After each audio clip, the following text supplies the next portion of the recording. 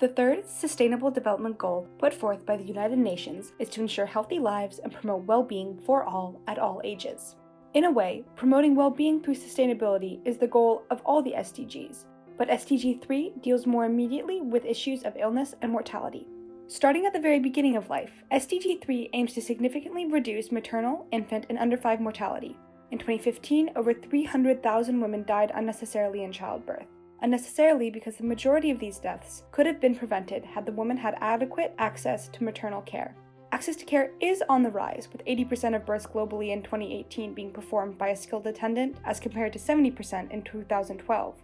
But not every region enjoys equal access. Concerning infant and under 5 mortality, a child has a much higher chance of living to adulthood if they can survive the first 5 years of life, and SDG 3 is working towards an under 5 mortality rate no higher than 25 per 1,000 births. Progress towards this goal is going strong, with the number of under 5 mortalities per year being cut in half from 2000 to 2017, thanks to an increase in access to proper care and equipment. Another way the UN hopes to improve the well-being of mothers and children is by ensuring that women have access to proper sex education and contraception. This goes hand in hand with decreasing the number of adolescent mothers in the world. The idea is that we want to encourage women to become mothers only when they have the means and maturity to properly look after another life.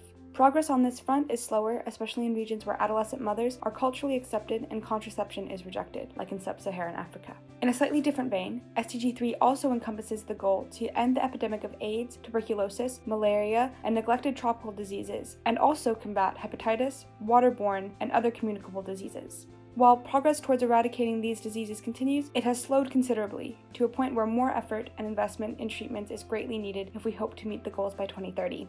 Other major causes of premature death and unhappiness that we hope to reduce, if not get rid of entirely, include cardiovascular diseases, cancers, chronic respiratory diseases, and diabetes. These are some of the biggest killers in the developed world.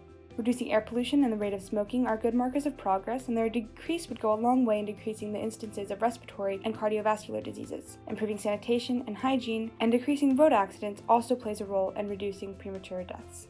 SDG 3 aims to improve the mental health of people around the world, too. Suicide is still the second leading cause of death among 15 to 29-year-olds, but progress has been made, with the global rate going down to 11 per 100,000 in 2016 from 13 per 100,000 in 2013.